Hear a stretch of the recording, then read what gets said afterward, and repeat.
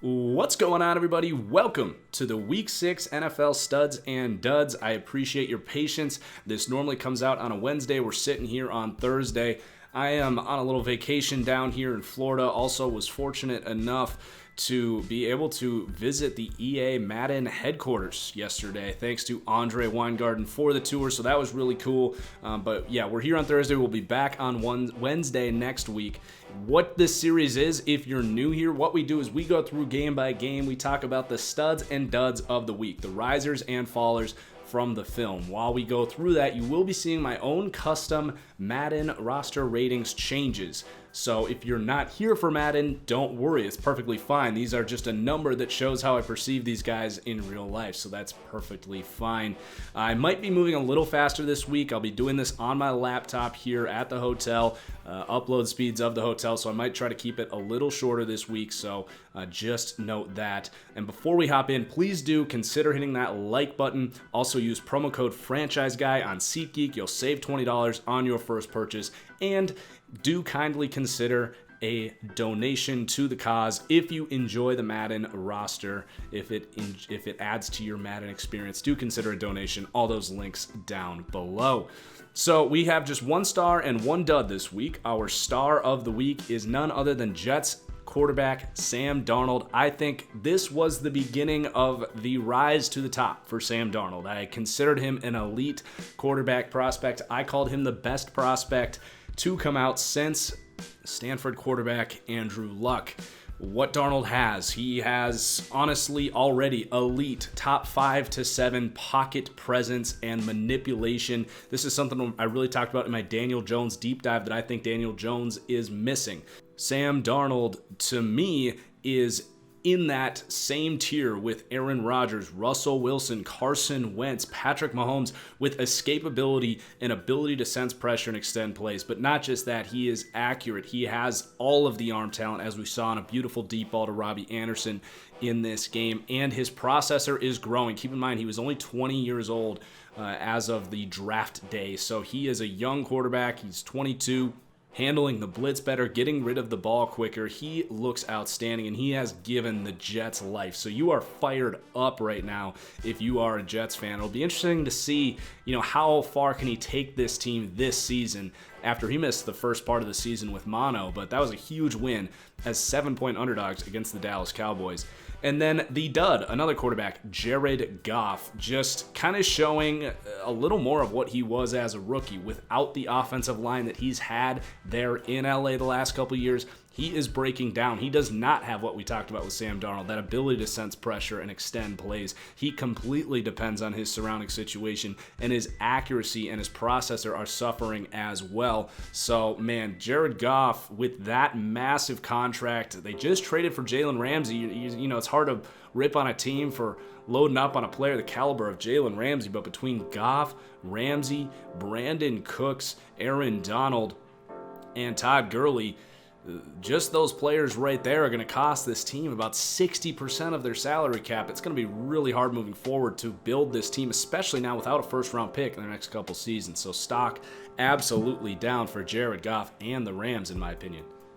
So let's hop into the first game here. The Giants at New England. The Giants hung around in this one. So going up is going to be Darius Slayton getting involved as the deep threat there. Talented 5th-round rookie out of Auburn. Linebacker David Mayo, a veteran guy, stepping in here as the starter here for the Giants, playing at a pretty decent level. And then on the edge, we got 3 guys. Marcus Golden was a cheap free agent that this team signed. Now, he has 7 sacks this season. Keep in mind, that's on 18 pressures. This rate is not sustainable. That will regress to the mean, but he's still having a nice season. That was a good signing for a team that was desperate for edge players. O'Shane Ximines, he was part of the Odell Beckham trade. He was the 3rd-round pick that they got in return for the Browns. They used it on him, developing him on the edge, getting a nice rotation going here in New York. And then also Lorenzo Carter. Now, I loved Lorenzo Carter coming out of the draft. Definitely more of a raw prospect, but he's got that burst and speed off the edge, pretty similar to a Leonard Floyd, Bears edge rusher out of Georgia as well. So I like what they have going on the edge. They still lack a lot of talent, especially in that secondary and the linebackers. But if they can generate more and more of a pass rush and get guys like Zimenez and Carter to contribute, have a guy in Golden to be that number 2, they can get there at some point. But right now, that pass defense in New York, just a mess. And then on the New England side, lots of injuries, but some guys stepping up in place of that. So, I mean, just for now, no rising, by the way, for Sony Michel, Josh Gordon. These guys are clearly pretty beat up when you watch them, just don't have that explosion. But we are going to have to monitor that. If this is how they look when they're supposedly healthy, we might be seeing drops for those guys. But Jacoby Myers, well known at this point out of NC State, kind of that undrafted receiver pedigree that all of these New England receivers seem to have. Same thing here for Gunnar Olszewski. I think Jacoby will stick a little more as guys get back here healthy. We might see N'Keal Harry at some point here. Gunnar Olszewski probably not going to get that opportunity when this team's depth chart fills back out, but good to see a guy who you thought was mostly just a punt returner capitalize on his opportunities as a receiver. And then Tom Brady was pretty awful in this game. He's not going to go down because this offensive line was beat up, his receivers were beat up, but we are continuing to monitor Tom Brady, who to me has not looked very good the last few weeks. And then cornerback Stephon Gilmore, plus 193 to a 94. Without getting too far into it, I think he's the best corner in football right now. Jalen Ramsey, a slightly different player. Obviously, both guys are just incredible, but Stephon Gilmore's ability to man up and shadow guys around, I think that is really why he would be placed over Jalen Ramsey, in my opinion.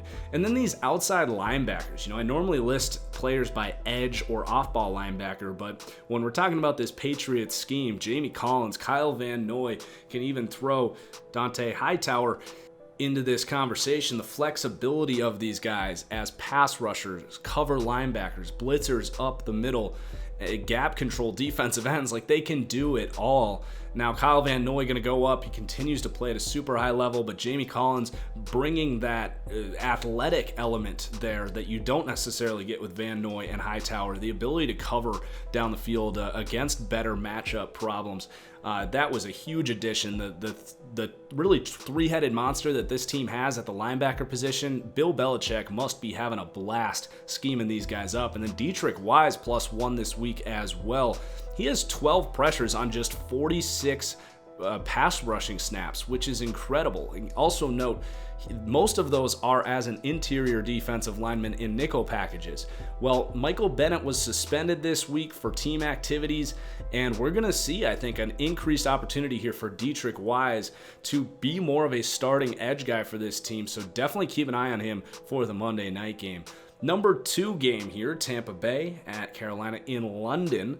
So Jameis Winston, you got to go down. He turns the ball over 6 times here, just showing that reckless abandon for the football. I think most hope of Jameis Winston turning a new leaf and not being this guy where he'll show those 2 great weeks like he had the last couple weeks, and we did raise him. But people really almost attacked me for not raising him even more because he looked so good. But I was like, is he still the Jameis Winston that we don't know and love? But he showed it. So he's coming back down 74 to a 73. OJ Howard, he's on the trade market. He hasn't done anything here. He's not blocking either. Minus 2, 79 to a 77. I do have a note on Shaquille Barrett. The last 2 games, he has 0 pressures. After the first 4 games of the season, he was in the Defensive Player of the Year conversation. He skyrocketed here on this roster, but leaving him as a 78 overall, some people thought it should have been higher.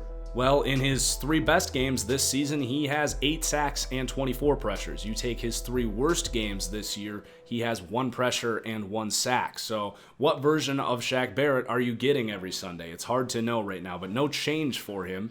Cornerback Vernon Hargreaves has been getting roasted the last couple weeks after a good first game of the season, but minus 171 to a 70. And then Devin White, first round pick, a high first round pick, was the 6th overall pick by the Bucs, something like that.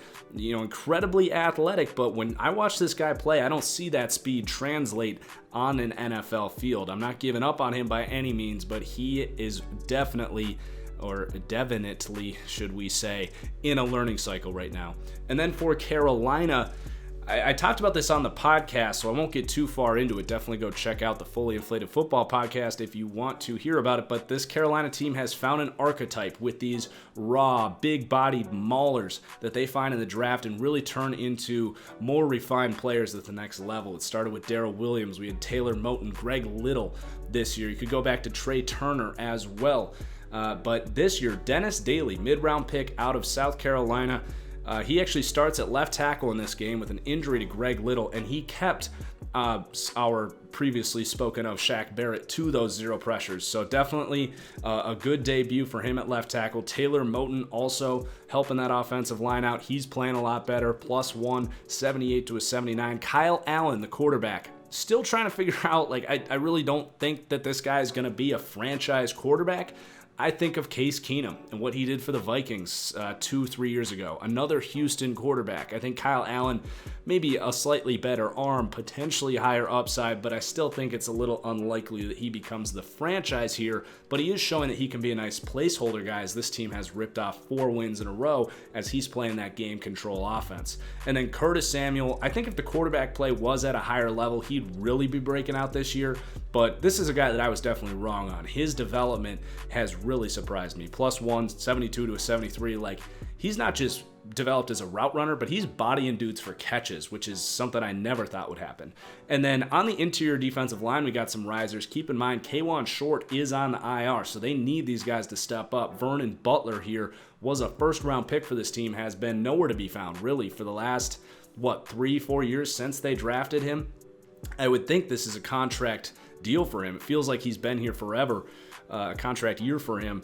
But he stepped up in this game, continuing to monitor him, +1, 69 to a 70. And then Gerald McCoy in the revenge game really stepped up. I think he had 3 sacks, was dominant in this game. So +2, getting a little closer to his old self here with an 83 overall.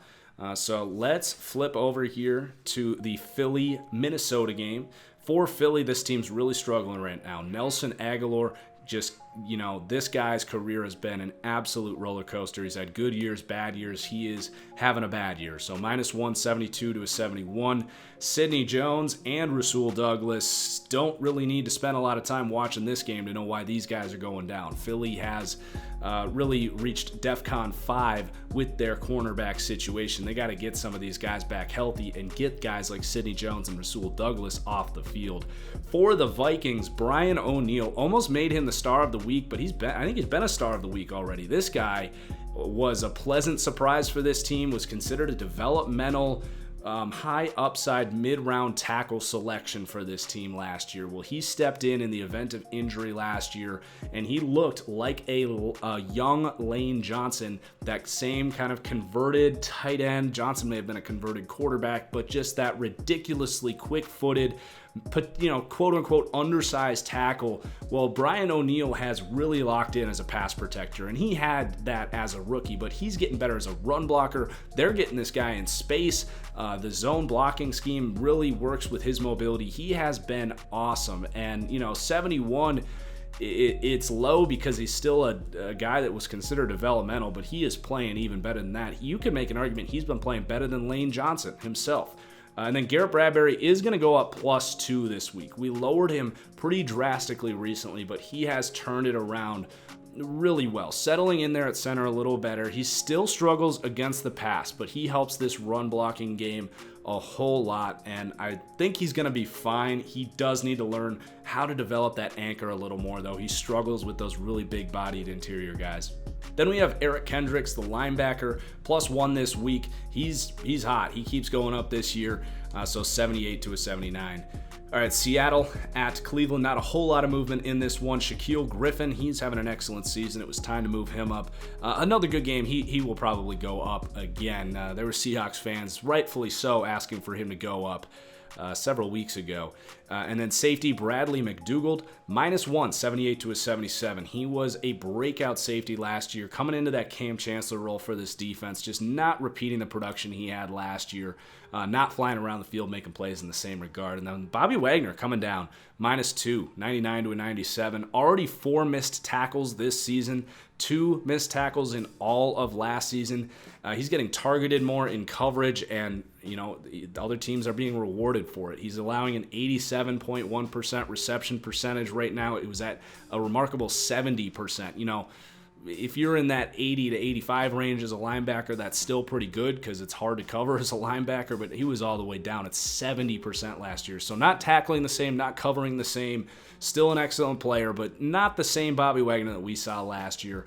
And then for the Browns, just one mover here, Chris Hubbard, -2, 70 to a 68. The pass protection for Baker Mayfield has been worse than it was last year, but even worse than I had expected when I predicted a drop-off in pass protection and performance for Baker Mayfield this season.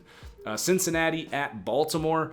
For the Bengals, Auden Tate continues his emergence as a sleeper breakout, big-bodied, Kelvin Benjamin 2.0, if you will. He might be a little faster than Benjamin. The jury still might be out on that one, but he's having some good games out here, +2, 65 to a 67.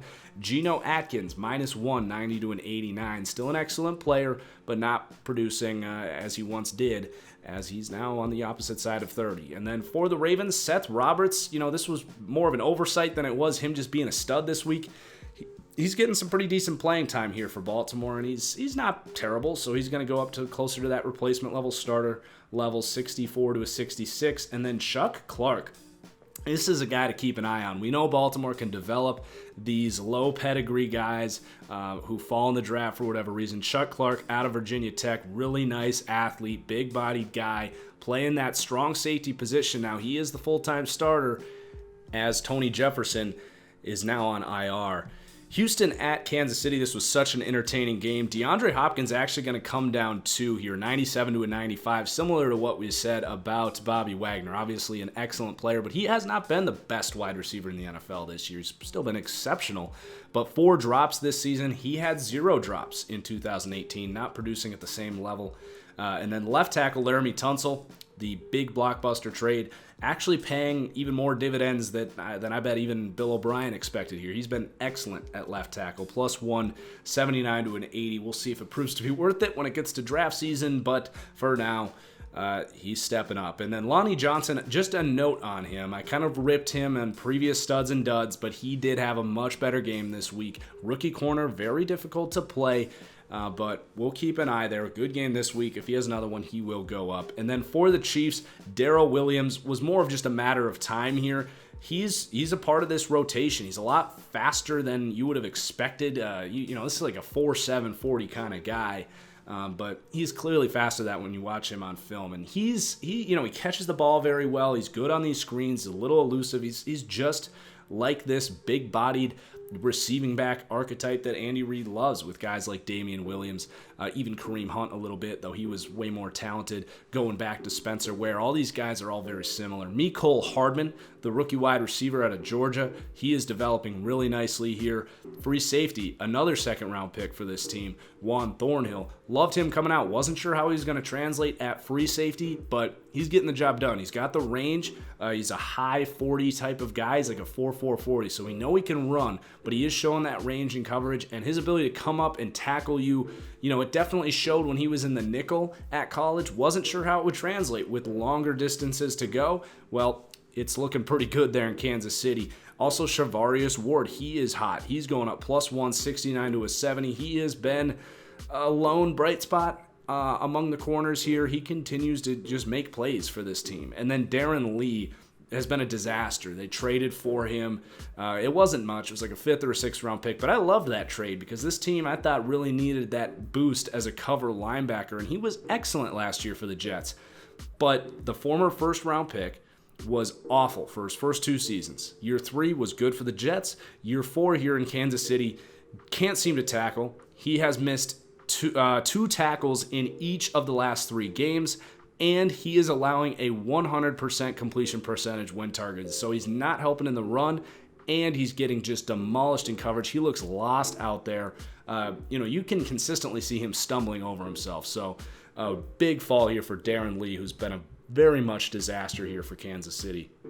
So next up, we have New Orleans at Jacksonville. Eli Apple for the 2nd week in a row. Remember, this team traded for him last year as this team's kind of in all-in mode, and he is definitely paying dividends. I expect he is going to get a real nice contract in the off-season free agency. Probably going to get paid to be a number one. I don't know if he's a true number one. The way he's playing lately, maybe.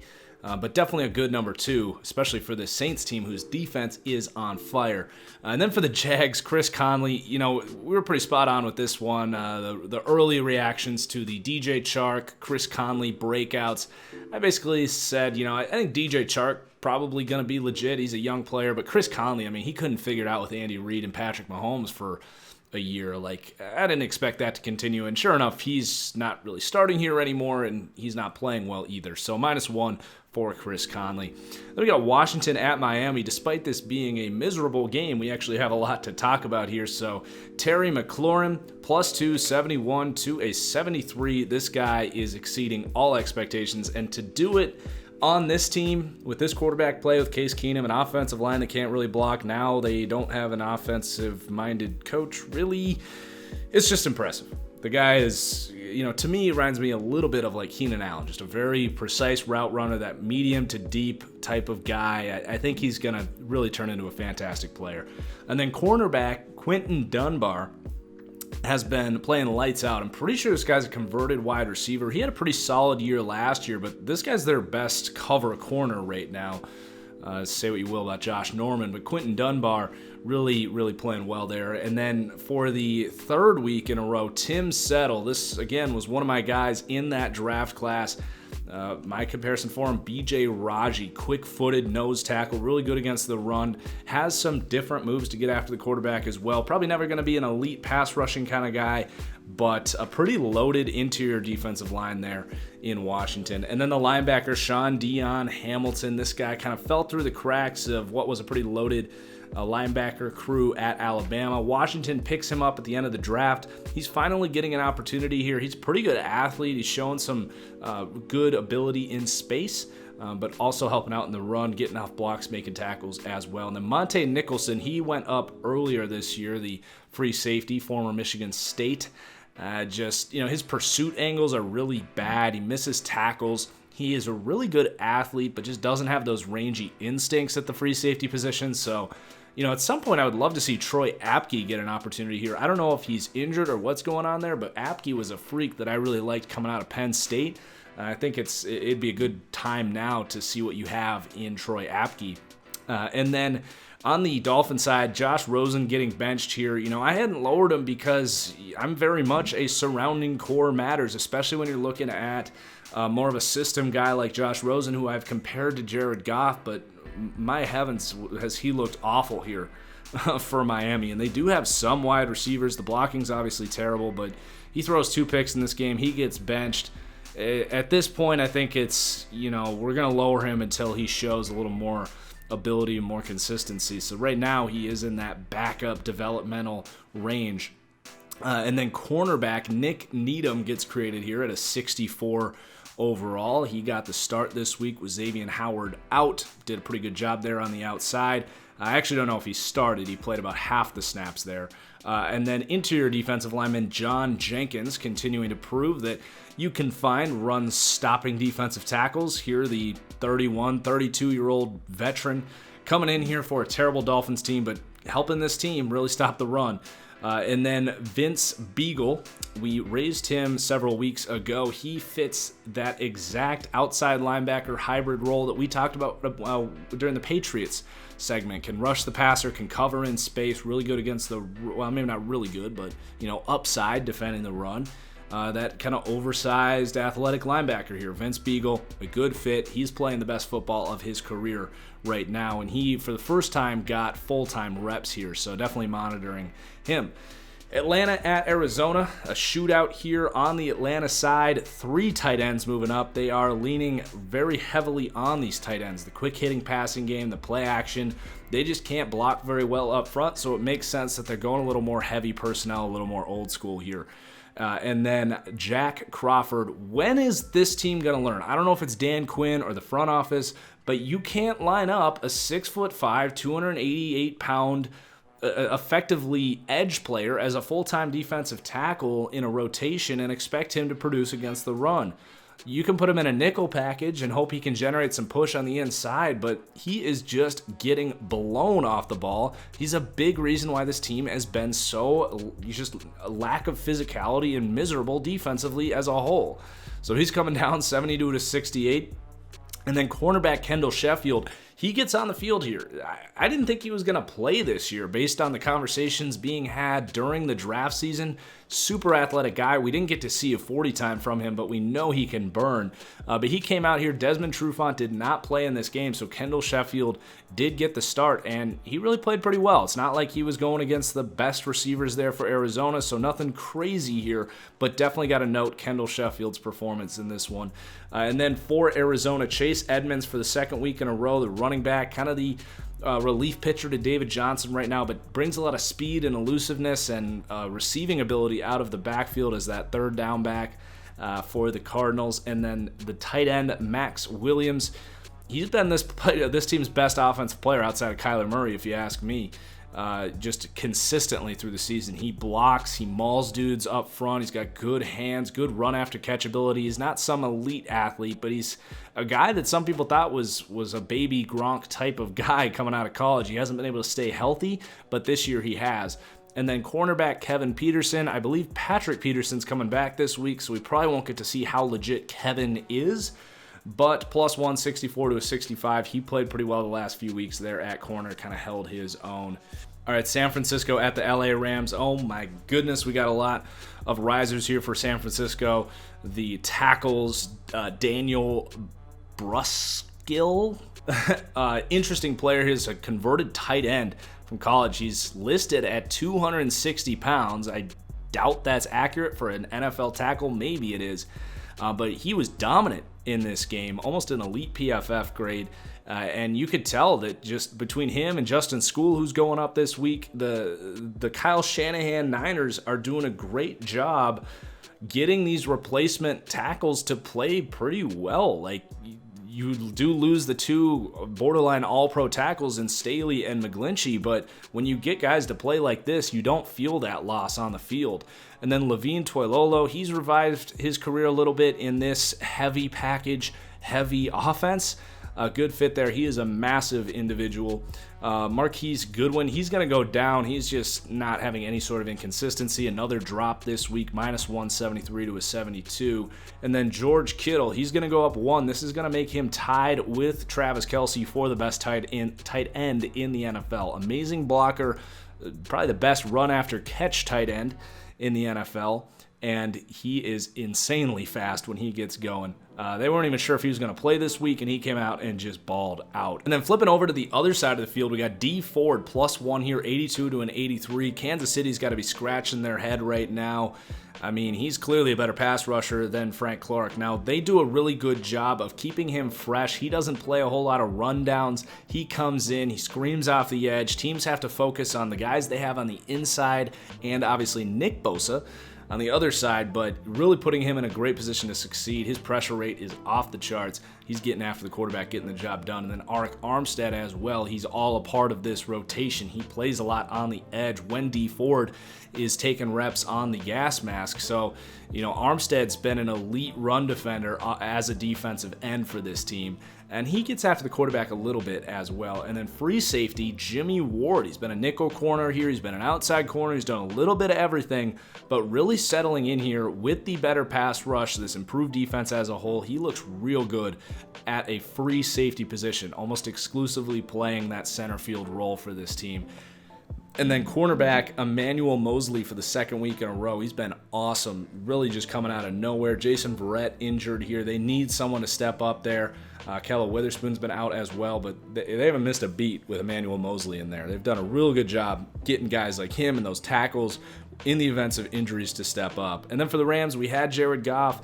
Greg Gaines was kind of a no-brainer, nose tackle, mid-round guy that you knew was going to be a good run defender. He's proving that right this season. And then interior defensive lineman Sebastian Joseph Day. He went up last week, kind of an out-of-nowhere guy, but a real nice performance this week, both in run defense and as a pass rusher. This interior defensive line's looking really good, and obviously all these guys benefit a little bit from playing next to Aaron Donald, who demands so much attention, but credit guys like Gaines and Sebastian Joseph Day winning their matchups in the trenches. And then at safety, John Johnson for the second week in a row gonna go down here.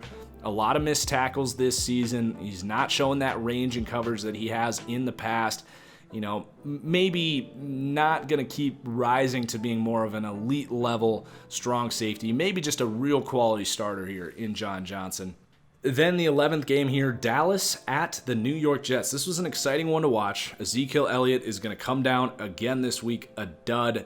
I mean, to be completely clear here, Ezekiel Elliott has gone 12 straight quarters of being a replacement level league average running back. He doesn't bring a whole lot to the table. He, hits holes hard and fights forward pretty well, but very rarely does he make players miss. He's not contributing as a pass blocker. He's dropping balls out of the backfield. He's good. He's a very good running back, but incredibly overpaid, in my opinion. One of the 3 or 4 most overrated players in this entire league. And then linebacker Sean Lee going to come down as well. He just looks old and slow, simply put. And then on the Jets side, Sam Darnold +2. We went through him. And then on the interior defensive line, this is an interesting player. He kind of made me think a little bit of like that Chris Jones, mid-round pick, super athlete, raw guy, Falarunsu Fadukasi +3, 64 to a 67, getting some opportunities on the interior. He is really outplaying Leonard Williams right now, and that's why I think there's a chance that this team looks to trade Leonard Williams. I don't think they have interest in extending his contract, and when they have a guy in Fadukasi who's actually playing much better both against the run and as a pass rusher, it's only going to open up more opportunities for this guy who does have a pretty high upside, so keep an eye on that. And then free safety Marcus May, he's having an outstanding season as this team's free safety. He just makes plays. Really like what I'm seeing from him, and he benefits too from the freedom he gets with everything that Jamal Adams does closer to the line of scrimmage. And then on the edge, a couple low-level guys here. Kyle Phillips, undrafted rookie out of Tennessee, a bigger guy. He's contributing as a run defender on the edge. And then Terrell Basham, really good pickup for this team from the Colts. This was a day 2 pick kind of guy, a good athlete, a bigger-bodied edge player. And he's getting an opportunity here in a much less talented edge room. And he's getting after the quarterback, playing run defense as well. All right, Tennessee at Denver, just one mover for the Titans. It's Marcus Mariota getting benched this week. Doesn't have to move down too far because I was already incredibly low on him. Said about 4 weeks ago it was time for this team to move on from Mariota, and now they have. Denver, quarterback Joe Flacco, he's going to take Mariota's 70 overall there, +1. He's just playing better football. He's a little more comfortable in this team. He's getting pretty good pass protection here in Denver. You'll see Dalton Reisner, Connor McGovern moving up here as well.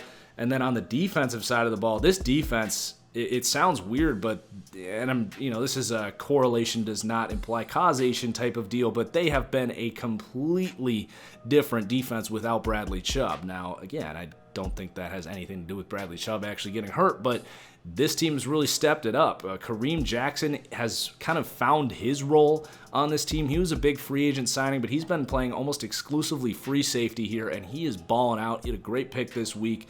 And then DeMarcus Walker, he is going to go up +2, 68 to a 70. Not a full-time player, but he comes in those nickel packages, gets after the quarterback, can play good run defense as more of a edge defender on first down as well. And then Alexander Johnson, we talked about him last week, completely out of nowhere, reminiscent of Brandon Marshall, if you remember his breakout as an undrafted player for that elite Broncos defense. Pretty similar to that. I mean, his first 2 starts here, and these were starts that really were unexpected. He clearly impressed this team enough to play him at the linebacker position, but a bigger-bodied guy, really good against the run, just a physical big guy, but he can also cover as well. He's got some good athleticism to him, so impressed by what we're seeing from Alexander Johnson as he continues to shoot up the ratings. And then Justin Simmons, the other safety, he's getting a little more freedom with how Kareem Jackson is playing, and he's really thriving, getting to play a little more closer to the box, and he continues to go up this year. He's gone up 2 or 3 already. And then on the edge, Malik Reed. We mentioned that Bradley Chubb is out, and Malik Reed has actually been getting after the quarterback at a better rate than Bradley Chubb was pre-injury.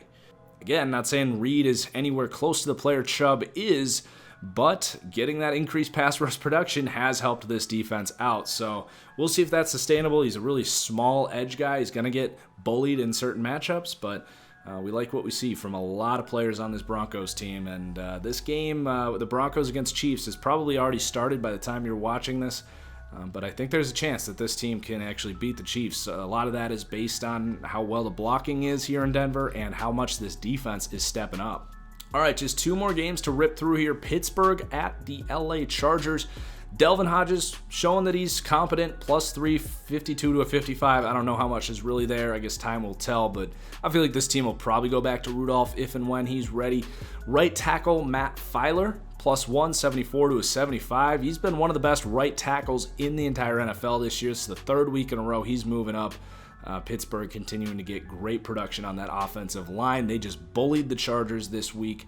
And then on the edge for the defense, TJ Watt having his best season. He does so many different things. He's probably the best coverage edge defender in the entire NFL right now, so they can really mix up their blitz looks. It's really nice the things that they can do with him. But he is continuing to show a more refined skill set, more power as a rusher as well. He is coming along real nicely. We know those Watts have good work ethic, and he's got the athleticism, so the sky is the limit. He might continue to go up if this defense plays like this more often. And then a real breakout this year coming from Cameron Sutton. I noted about 3 weeks ago, I found it very interesting that this player was coming in and actually taking Mike Hilton, who is regarded as one of the best nickel corners in the NFL, off the field. So it started with him rotating with Mike Hilton, and now he's playing more outside corner here. This was a 3rd-round pick out of Tennessee, and he is really getting an opportunity, and he's playing real well right now. So a fast rise here. He could continue to go up if he plays the way he's playing. And then at safety for the Chargers, Rayshawn Jenkins. He is going to go up 2. You know, he's been hit or miss this year, but more good games than bad ones. They need guys like him to continue to play like this, as they're really depleted at that safety position. All right, the final game here, Detroit at Green Bay. For the Lions, Kenny Golladay continuing his rise, his breakout as a potential top 10 receiver this season. Stafford's playing well this year. These two are on the same page. You know, they've basically rendered Marvin Jones meaningless here. This is the go-to connection in this offense. And then center, Frank Ragnow. Rough first start this season at center, but since then, he's been one of the best centers in the NFL, and this might even be an oversight. You know, he is just mauling dudes up front. He's become a pretty good pass blocker as well. You know, if he continues to play like this, he's going to go up and up and up. This was a really high upside first-round pick that they had here, and he is really paying dividends there at center. And then linebacker Jelani Tavai, +2, 63 to a 65. Not the best athlete in the world, but a really secure tackler, has some nice instincts to him. He's got the size to thump in this defense, that Bill Belichick Lions defense here. They like those big-bodied linebackers. He played a lot more middle linebacker this week and was doing really well against the run. The 2 safeties here, both guys going to go up, both young safeties, Will Harris, Tracy Walker. It's one of the emerging duos. Will Harris does rotate because you got Walker, and then also Quandre Diggs, Tavon Wilson there at safety for the Lions. So Harris getting the opportunities he can, but he's looking pretty good when he gets in there. And then on the edge, Romeo Okwara. Not much of a pass rusher, and I think that the lack of pass rush really showed in this game for Detroit, but the run defense from Romeo Okwara has been very disciplined. He's a big-bodied edge guy, and he's doing a real nice job containing his lane for the Lions. And then for the Packers, Jamal Williams, not a high upside guy, never going to be a team's best running back, but sure-handed guy, both as a receiver, but also doesn't fumble. He blocks incredibly well as a pass blocker, just, you know, fights for those extra yards. A really nice guy to have as that 1-2 punch next to Aaron Jones, who had a really bad game in this one, by the way. Almost thought about lowering him, to be honest. And then wide receiver, Marquez Valdez-Scantling, very slowly developing here. Only 2 targets in this game. He comes down with both of them. One of them was an amazing over-the-shoulder catch, but just not able to consistently get open. He does have just drops that are very annoying when he's surrounded by guys. You know, he seems to make the incredible catches but drop the easy ones. So, he's getting better very slowly. I don't think this is an ideal situation for him as this team's number one wide receiver at the moment. But what about Allen Lazard? Can he emerge here? Aaron Rodgers calls his name. He tells the coaching staff, let's get this guy in here. Please put someone on the field that can catch a damn football. And Lazard pays off. He's going to get a big opportunity this week against a pretty bad Oakland secondary. So if he's going to have the breakout, I think this is going to be it, because Davante Adams, you would think, is going to try to make it back for that Chiefs game. We'll see.